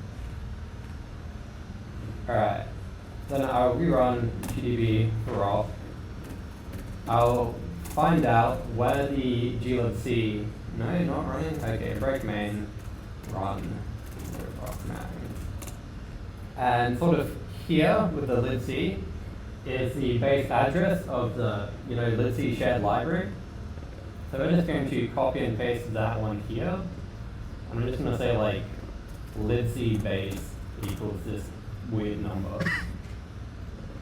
And then now see like ROP gadgets sort of are just there by accident and obviously aren't sort of purposely done by the compiler. So we have like tools to automate finding them because you want like a whole range of them often. So one thing to do is just run the command ROP gadget -- binary. You need to provide your sort of wherever your libc is located on your computer. And I'm just going to pipe that into gadgets, otherwise it's going to spew onto the screen and be terrible. Gadgets. Okay. And I'm just going to sort of search syntactically for it. Okay, cool.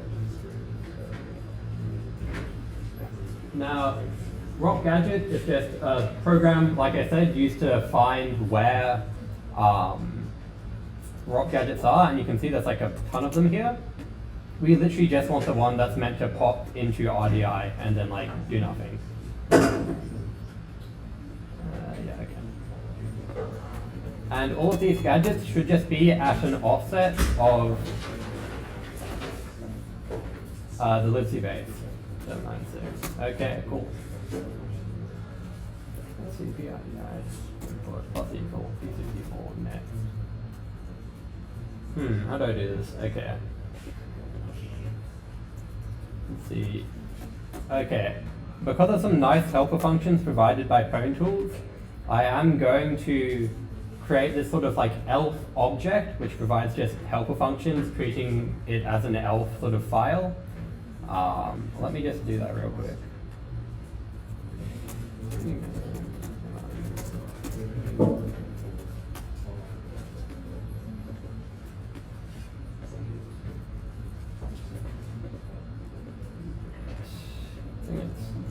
libc. And instead of libc base, I'm just going to properly set the base address of the libc elf object here. And then yeah, we want to pop the address of /bin/sh into RDI. So libc.search should create like, I think it's an iterator or something of like all the, you know, instances of this. And next we'll just grab the first one. So I really hope that Pwn Tools accepts that. And then lastly, it should be libc.symbols/system. This is just finding where system is in the sort of libc, I guess, like file and adding that there. And then we just sort of send that input through here.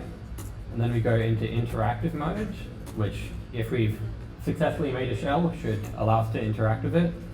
And I really hope that this sort of works on the first try.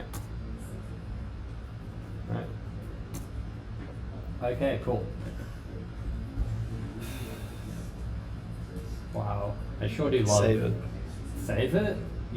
Wow, that would be helpful actually. I can't believe I forgot to say, okay. Right, these P64 here's, the input we're sending through is actually raw bytes. And a lot of the stuff that we're working with is like integers, naturally. And so that just converts them from integers into bytes.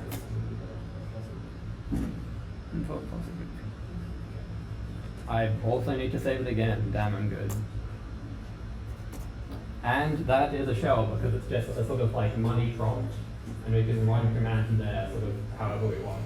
So any questions? I would be surprised if there are no questions, I won't lie. No questions? All of that make it like everyone is like incomplete understanding of that? I'm not gonna lie, I lost track halfway through. What part did you lose track in? I think I like missed the very start of it, and then I lost the track of the thing with like libc. I don't know why we were using libc. Right, so we use libc because like with the sort of like methodology we're developing, we don't want to like figure out how to exploit every program. I get that side of it, but then like how does libc help us? Are we just exploiting like this? Did you say we're exploiting the system function in libc? So we're exploiting just a single function so that anyone who uses libc can exploit the program? Yeah, so any program which includes libc is sort of like, we can use this sort of technique on. The program itself must have some sort of vulnerability, like the buffer exploit. But if it has that, you just can use libc, then we can do this. Because libc has this like system function which is very handy. This just runs system commands for us. Okay. And I also, this is gonna sound really silly, I also missed the entire I got like the middle part, but also the points. Like what can you do with this? So you can just run anything and you can get the program to. Okay, so like are you asking like why we use offering? Yeah, what is it? What do we achieve by doing this? Okay, so Sorry if I missed that. usually either like we're like posting some sort of binary on like a port in a server and that's exposed to the internet, and you can like connect to that like, you know, port to do some sort of service. But then if there's like a bug in that, then we escalate, you might have like remote access to someone's server when we're not supposed to. Yeah, okay, cool. Alternatively, you can have programs which execute under like the privilege of like a more privileged user, and if you exploit them, then you can do privilege escalation. Okay, so it does let you kind of just run anything using this, like you can just run anything using the system plan if you can get this working. Yeah, so it's currently running like as, you know, my user or whatever, but it's not uncommon for like there to be plenty of like processes which are running under like root as like the owner of that So program. it's a lot more powerful than just the one where you can change the yes to the no. So it's like the same idea, but just Yeah. Like it's still using the same like buffer overflow then. Yeah. And then we So I learned the other one before, but I didn't know you could do this. Yeah. And any other questions? Yeah, so the 40A is just gonna be What's the like 40 equal to like adding 48, right? Yeah, so the buffer is like, it's like, well, it's OX14, I'm not sure why I did that. But yeah, it takes up a given amount of space on the stack, which is 64 bytes. It's not like really doing anything to that, so we don't need to like be careful and set it to any particular value. So just in the input, I set it to like, you know, 64 8 initially, and that will completely fill up the, you know, stack part of the buffer before we start overflowing other stuff. Now it's just like in the program, right? Yeah, so this is like the like Python program which we're using to exploit it, and this bit is like OX40, and then if we like cat rock.c, you'll see here that it's just taking up 64 bytes here and accepting input. So this will correspondingly fill up the name variable. Does that answer your question? Can you just make the text a bit bigger? I can indeed. Okay, let's go with that. Is that fine? Yeah.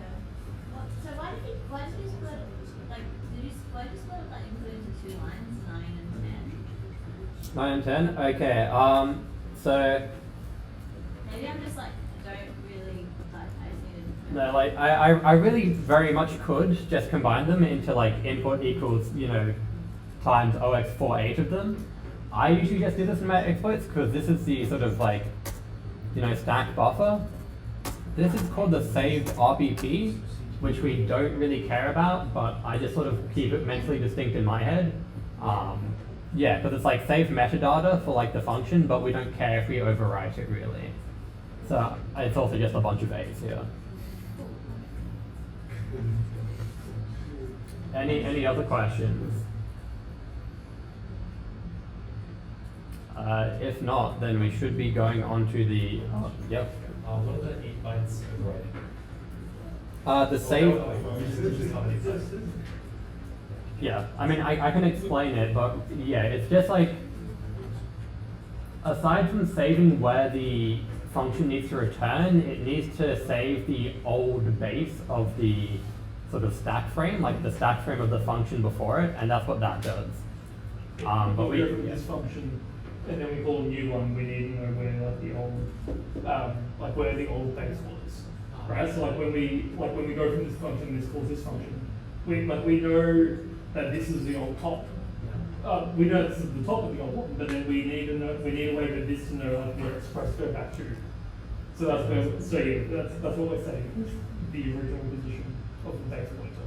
yeah. So we track the top and the bottom of each frame stack. We don't need to save the top one really because it'll just be the bottom of the next thing, but then we need to save the bottom, the old bottom position, and that's what those 8 bytes are. So like, Is line 13 just finding, because you said every day we get the pointer towards the doc.in.sh. Yeah. So is that what line 13 is doing? But I don't understand like why the libc.search does that.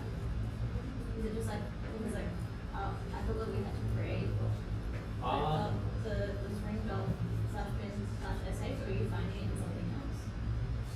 It already exists within libc. Oh, it exists within libc. Okay. yeah, so what we're pointing to is, yeah, just like a memory location where /bin/sh exists. If if we write it onto the stack with a heap, we could totally point to that. Oh, okay. And why it just happens to exist? Just because. It will always exist in a given libc because libc makes use of that string somewhere in its actual Oh, it just program. happens that libc Yeah. is made.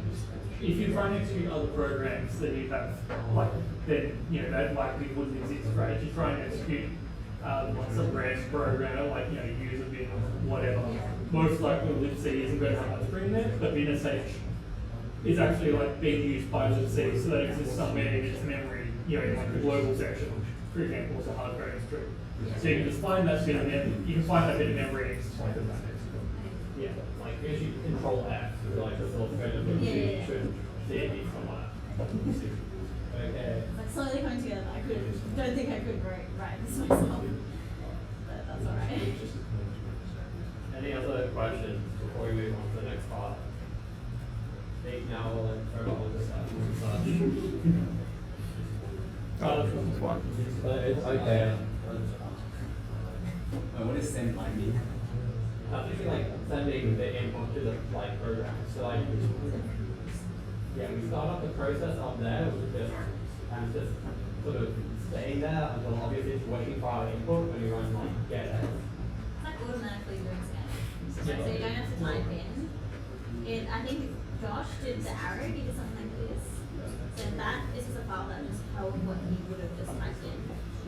But he doesn't want to type it in every time, right? He wants to put it in a file so that he can just like sort of give it to the program and the program wants it. This is just another way of doing this. So it's really just like, so you don't have to type this every time.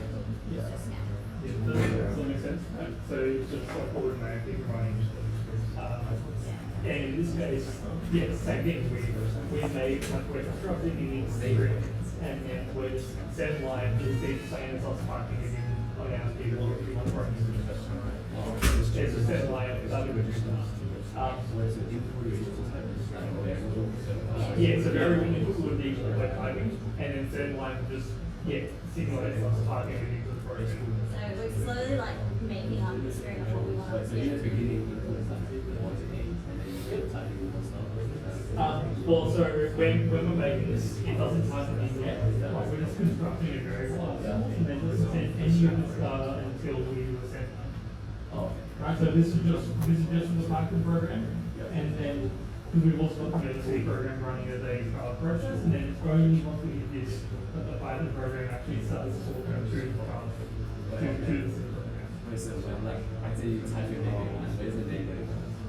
So also in this case, if you type in name here, that's you sending input to the program. This is the Python program sending input to the program.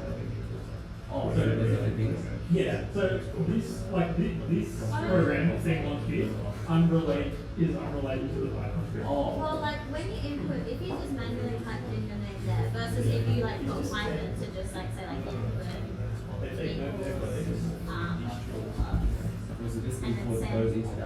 yeah, it's kind of like instead of having to type it in manually, we can just create a string that holds what we would have typed in, and then we just give it. It's not sending it to like this. So just like our manual when we run the Python scripts, the Python would make its own, launch its own small program, and it's communicating with that program.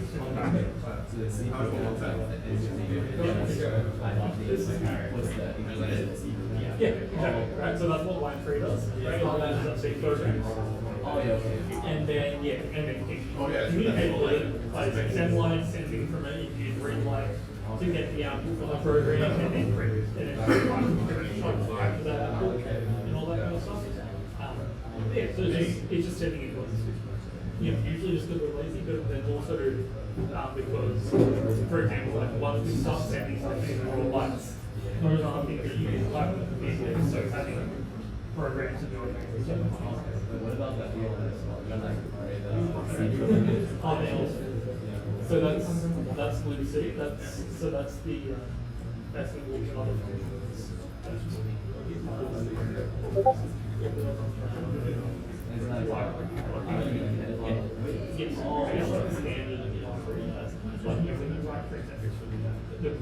Maybe like Yeah.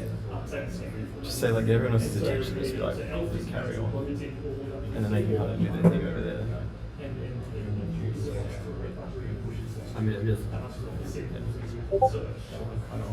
Visual Okay. What's this deadline? 2 minutes? Yeah, feel free. Do you want me to install?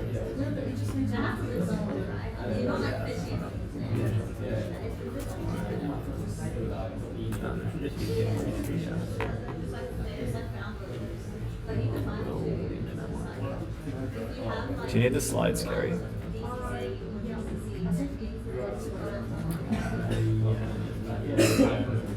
I guess we'll just Yeah. move on to you now. This room booked until now, right? Do I need another code? You just press hold, and 3 is where the this like current frame is, and 1 is where I guess like a channel is /Python if you can VS Code if you want. Can you do it again? Alt 3 to show you the code.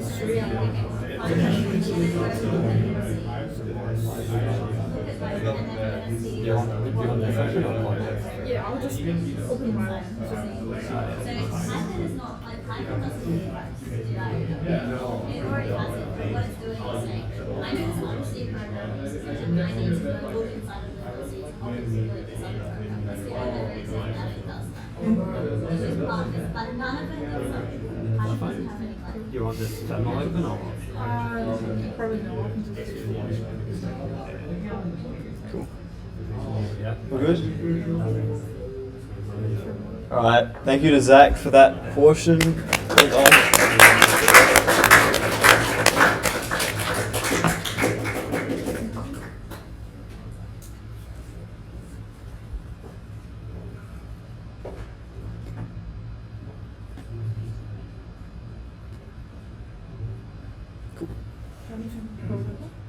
Oh yeah, go for it. Okay, cool. So the last bit of this workshop is integer overflow. So it's kind of like not that aggressive as the previous section about like how you attack, but it's more like a factor that you can use, like more like vulnerability you can use to do a buffer overflow or whatever binary exploitation you want to do. So to start with, what is an integer overflow? Yeah. So an integer overflow happens when an attempt is made to store a value that is out of the range of value that can be stored in an integer type. So what is the range of an integer type? To answer this question, I will just give a quick introduction to the binary representation for those people who are not familiar with that. So a computer, for the CPU and other electronic components, like RAM, it can only hold 2 states, on and off, or 1, 0. So when a computer tries to store a number, it will just store that in binary, which is 1 of 0 and 1. And it will use bits and bytes. So a bit is the smallest unit of storage, which can only store a 1 or a 0. And a byte is a collection of 8 bits. Okay, so, yeah. So like when we're trying to store and process different data in the program, we need to tell the computer what size we will use for the data we want to store and process. So we need to use the data type. And for example, in C we have int, char, float, double, pointer, and so on. And the data types, the size of data types can be varied. You use different architecture.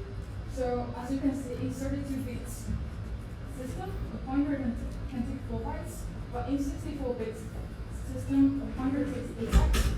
And now we can see the integer take 4 bytes in both systems. So that answers our question at first, like the range of the integer type can take up to 4 bytes.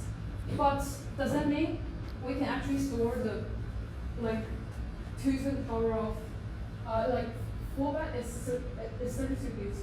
1 bit is like 2 to the power of the bit. So like, does that mean the integer, the maximum integer we can store is 2 to the power of 32? Okay, cool. So, to answer this question, I'll give another example. So for example here, I have an 8-bit binary, which you can see here, I set them all to 0. So the smallest number the 8-bit binary can represent is when I set them all to 0. And when I add 1, if the first bit is 0, then it will be set to 1. Otherwise, it will be set to 0, and we move on, and we carry on to the next column until we reach the maximum number it can represent use 8-bit binary, which is when I set them all to 1. So what happens now if I add one more 1 right now? Does anyone know what happens? Go to 0. You go back to 0? I think so. Okay, why? Just when you do like binary addition, I very similar. Yeah. So it's 0. If it's a 0, you have it. Yeah, exactly. So like, if we follow on this rule, if we add one more 1 right now, the next bit will become 1. But unfortunately, we don't have the next bit.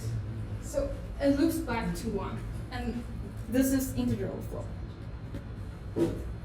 So as you can see here, the integer overflow happens when you try to pass the maximum possible value it can represent, and it will look back to the smallest number it can represent, which is when I set all to 1, set all to 0.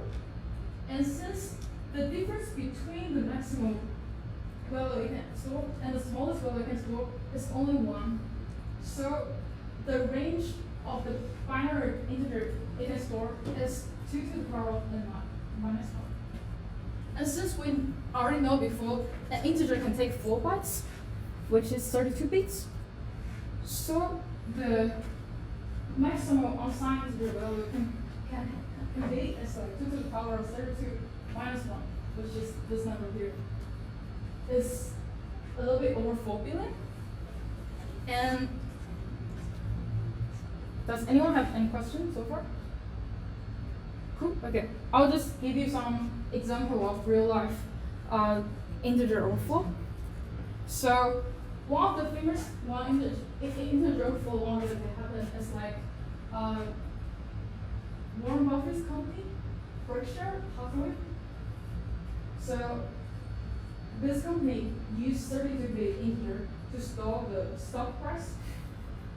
And as we already know, the maximum number we can store is this 4 billion something. And since they keep 4 significant decimal, so this is the maximum stock price they can hold, which is 400 something.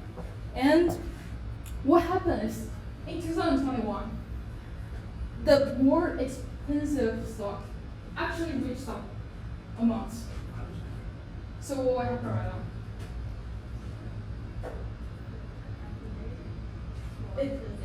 Yes, it dropped back to 0. So that is what happened. So as you can see, it's like the stock is like 400,000 per share, and immediately dropped back to 0. So I can imagine it will be very scary for the investor. Okay, I'll give you another example. It's like more everyday life can happen in your implementation. So here's a simple state program, which use the first function called allocate memory. It's like it uses a file size given and the file name size, and both plots both of the size and allocate the total memory used. And in the main function, what if the user has a super huge file that actually take the maximum number of the integer it can store, and the name size is 10? Can someone tell me like how many memory will this program allocate for us?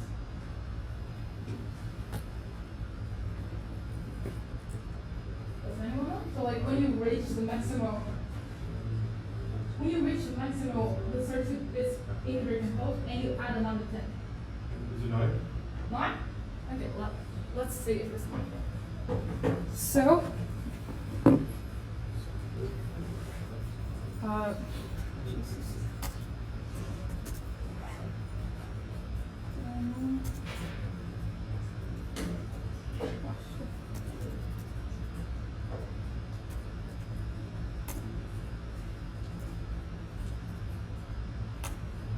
Okay. So as you can see, the program allocated my space for 4 billion bytes file for us. So when a user trying to upload a 4 billion bytes file, and the program actually allocated 9 bytes for it, what happened? Buffer overflow! Yes, buffer overflow. And actually, like 4 billion bytes, it's not only just stack overflow. It's beyond stack overflow, it's like heap overflow. It's a massive heap overflow that happen because of the integer overflow. And there are many more examples, like the famous Y2P problem and the 2038 problem. And you can Google what happened in 1996 because of the integer overflow. So yeah, if you're interested in this topic, try to explore more and be aware of this kind of vulnerability can happen in your everyday life implementation. Okay, that's all. Thank you.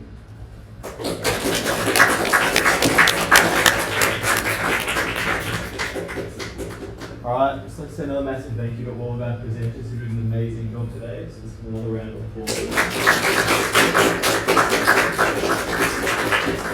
And yeah, with that, that's just about everything for today. But we wouldn't be finished without me showing you new SecSoc themes. So a reminder that Scones is coming up, so keep an eye out for that.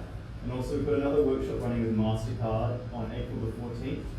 That'll be about a very hands-on workshop about incident response and forensics and that sort of thing. So I definitely recommend checking that out. And with that, I'll let you all go. Thank you all for